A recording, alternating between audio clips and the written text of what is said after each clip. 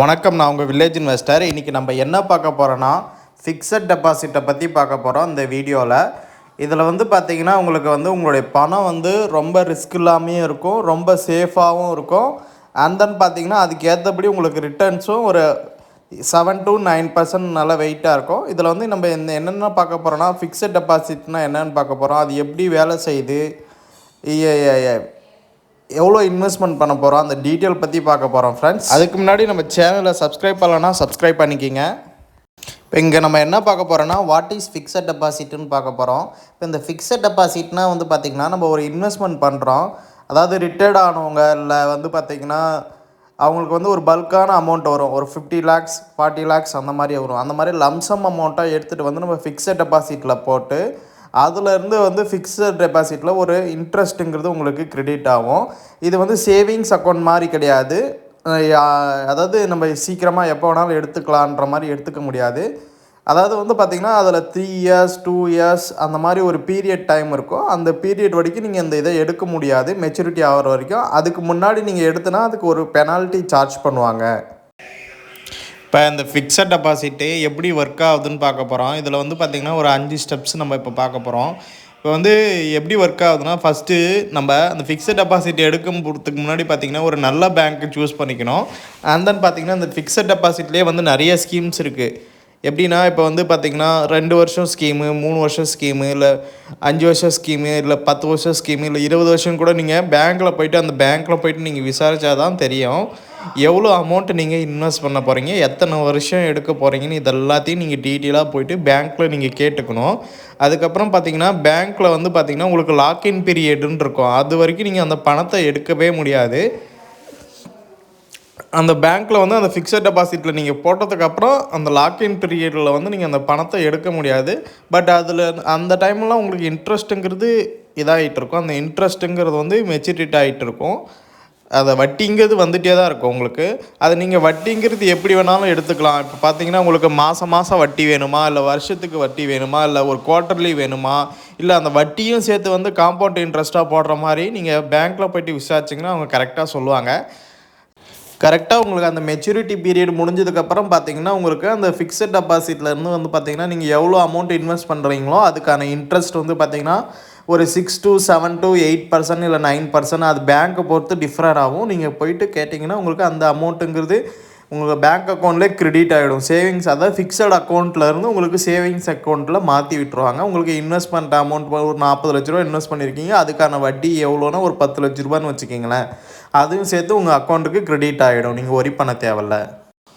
இப்போ ஏன் fixed deposit பார்த்திங்கன்னா சேஃப் அப்படின்னு சொல்கிறாங்கன்னா, இந்த ஃபிக்ஸட் டெபாசிட்டுங்கிறது பார்த்திங்கன்னா பேங்க் கேரண்டி இருக்கும். அதாவது பார்த்திங்கன்னா உங்கள் பணங்கிறது செக்யூராக இருக்கும்.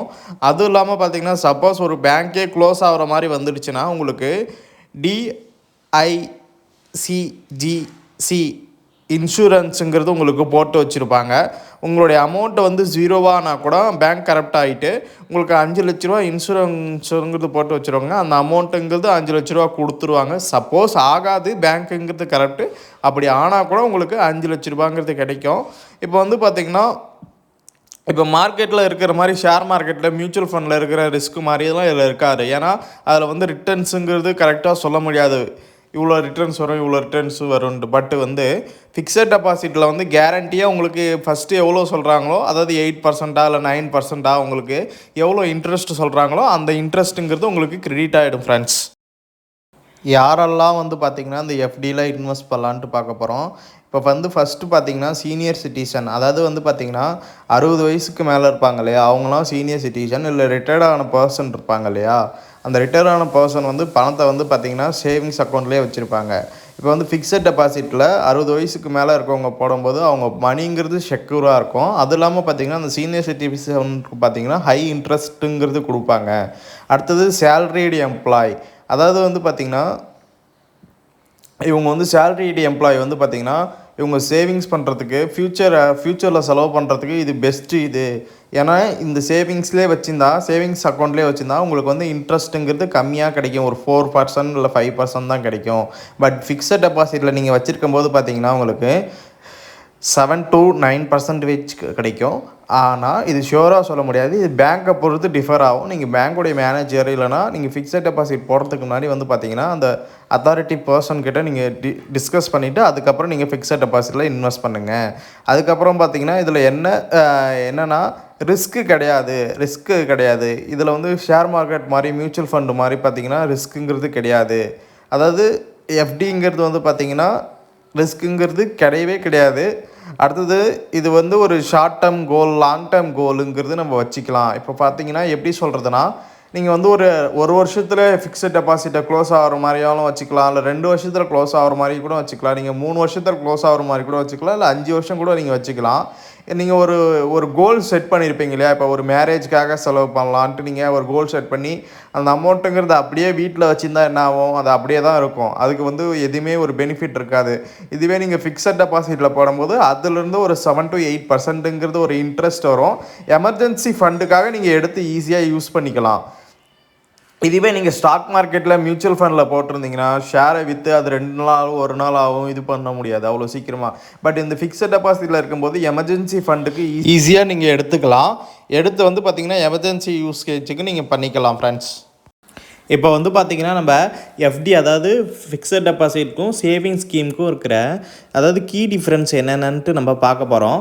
இந்த ஃபிக்ஸட் டெபாசிட்டில் வந்து பார்த்திங்கன்னா இன்ட்ரெஸ்ட்டுங்கிறது வந்து பார்த்திங்கன்னா 8% 9% வரைக்கும் திருத்தட்டாக வரும். பட்டு சேவிங் ஸ்கீமில் பார்த்திங்கன்னா உங்களுக்கு 2-4% தான் வரும். இது பேங்க்கை பொறுத்து டிஃபர் ஆகும். அடுத்தது வந்து பார்த்திங்கன்னா வித்ட்ராவல் ஈஸியாக சேவிங்ஸ் அக்கௌண்ட்டுங்கிறது வந்து நீங்கள் வித்ட்ரா பண்ணி எப்போ வேணாலும் நீங்கள் எடுத்துக்கலாம் காசு தேவைப்படுறப்ப. பட் வந்து ஃபிக்ஸட் டெபாசிட்டில் இருக்கும்போது பார்த்திங்கன்னா அதுலேயும் ஈஸியாக எடுத்துக்கலாம். இப்போ ஃபிக்ஸட் டெபாசிட்டில் இருக்கும்போது நீங்கள் மெச்சூரிட்டி முடியறதுக்கு முன்னாடியே நீங்கள் எடுக்கணும்னு நினச்சிங்கன்னா அதுக்கு வந்து பார்த்திங்கன்னா உங்களுக்கு ஃபினால்ட்டிங்கிறது போடுவாங்க. அந்த ஃபெனால்ட்டி நீங்கள் பே பண்ணிவிட்டு ஈஸியாக அதை எடுத்துக்கலாம். அடுத்தது வந்து பார்த்திங்கன்னா எவ்வளோ சேஃபு, அந்த சேஃபில் வந்து பார்த்திங்கன்னா ஃபிக்ஸட் டெபாசிட்டுங்கிறது வெரி ஹை சேஃபுங்கிறது. அதுவும் இல்லாமல் பார்த்தீங்கன்னா ஃபிக்ஸட் டெபாசிட்டில் இருக்கிறது வந்து பார்த்திங்கன்னா ஒரு தனி அக்கௌண்ட்டாகவே இருக்கும். இதுவே சேவிங்ஸ் அக்கௌண்ட்டில் இருக்கும்போது பார்த்திங்கன்னா உங்களுக்கு வந்து பார்த்திங்கன்னா நீங்கள் யாருக்கா ட்ரான்சாக்ஷன் பண்ணலாம், ஏதாவது ஹேக்கர்ஸ் கூட நீங்கள் இது பண்ண வாய்ப்பு இருக்குதுன்னு சொல்கிறாங்க. ஆனால் மேபி பேங்க்கில் அந்த மாதிரி கிடையாது. பட் இருந்தாலும் கொஞ்சம் மாட்ரேட்டான இது தான் இருக்குது. பட் வந்து எது பெஸ்ட்டு லாங் டேர்முக்கு ஒரு கோல் வந்து நீங்கள் உங்களுடைய வெல்த்தை வச்சு க்ரோத் பண்ணணுன்னு நினைக்கிறவங்க வந்து பார்த்திங்கன்னா இந்த ஃபிக்ஸட் டெபாசிட்டில் இன்வெஸ்ட் பண்ணலாம். இல்லை டெய்லி ட்ரான்சாக்ஷன் இல்லை எமர்ஜென்சி ஃபண்டு அப்பப்போ எடுத்துக்கணும் அப்பப்போ போட்டுக்கணும் போது நீங்கள் சேவிங் ஸ்கீமில் இருக்கிறது பெஸ்ட்டு.